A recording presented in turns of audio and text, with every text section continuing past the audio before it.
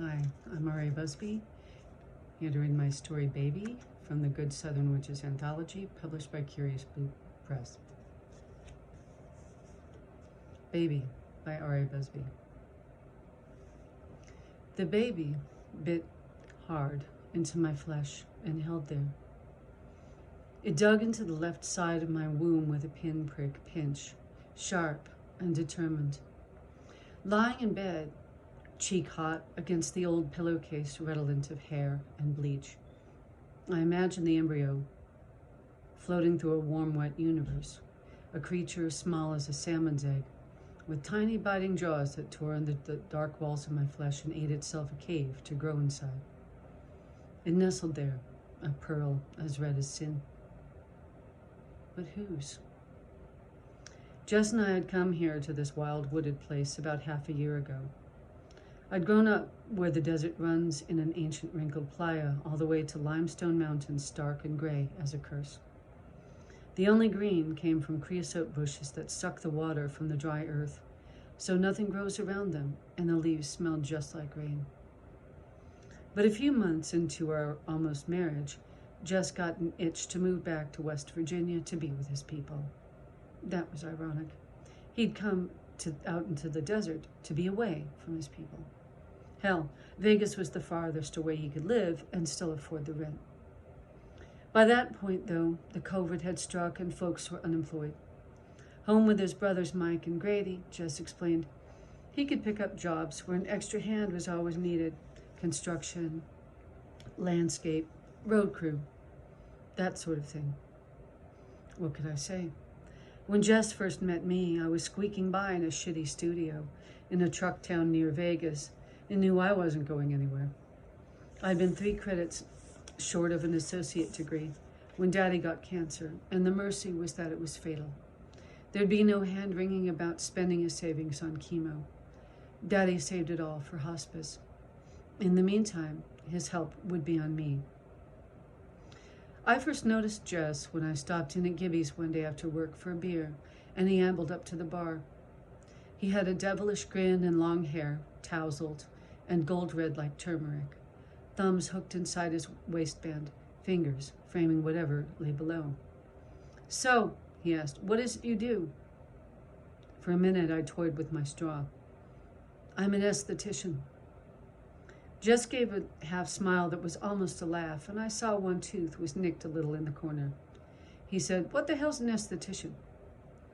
When I explained estheticians did skin care, laser treatments, and hair removal, he smiled a little wider. "Gotcha," he said. "Fancy word for a pussy groomer." Yeah, I know what you're thinking.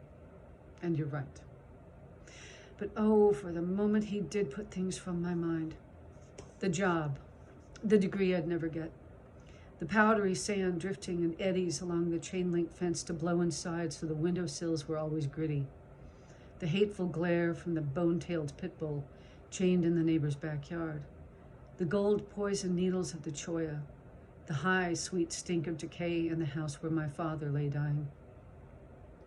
So yeah, between the fingers and the tousles and the nicked tooth smile, Jess put things from my mind just fine. And before long, he and I were talking about marriage. Or at least I was. No big affair, a justice of the peace. My dad to give me away. That's all I asked. But asking ain't getting. Daddy died before the COVID hit. As it turned out, he never got to spend his money on hospice. Walking to his door after work one day, I simply knew. Between one step and another, really. The air around fell still, and no bird sang beneath a white pearl sky that cold December day. My key was halfway in his lock. Breathing too hard, I yanked it out, letting the moment before opening the door just spin out and breathe. In some college course I'd taken once, the professor had mentioned an experiment with a cat in a box. The cat, she explained, was both alive and dead. You couldn't be sure until you opened the lid and made it happen this way or that. At the time, this had seemed like obvious bullshit. The cat was dead or it was not. That was all. I'd been wrong. After a time, I put the key back in, and I found out. After the funeral, there wasn't much left, but there'd not been much to begin with. What there was, I socked away in the empty chock full of nuts can where Daddy kept his grocery money and put it on the back of my shelf. Now there was just me and Jess. And when our wedding day came, I guess I'd be walking down the aisle all alone. Alone. That was truer than I knew. Maybe it was the grief of those times, but I have to say, it took me too long to figure out Jess liked nothing more than to put some kind of daylight between me and the people I loved. I didn't have much family left other than my cousin Tracy, but I did have friends. Within a year or so, those ties would all be gone. Jess went about it strategically, almost never saying anything straight. It was always some sideways remark like, "That Amy, man," or "Crystal, wow." Then his mouth would twist in a kind of soft regret, as if the world had once again confirmed his basic cynicism. When I asked what he meant, he'd give a shrug and tinker with the car, and there I'd be, standing alone in the house, wondering just what I had missed seeing in Amy or Crystal. As for my heart friends and relatives, Jess was persistent as a dripping faucet.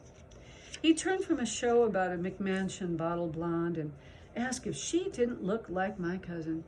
You know, the one who does those coddled cook things where she pretends to invite you to a party just so you'll buy a frying pan and she gets a commission. Just kept nibbling away, little bits here, little bites there, until he got what he wanted. That's how I was pretty sure, despite its strange conception, that the baby might be his. The nibbling, you know.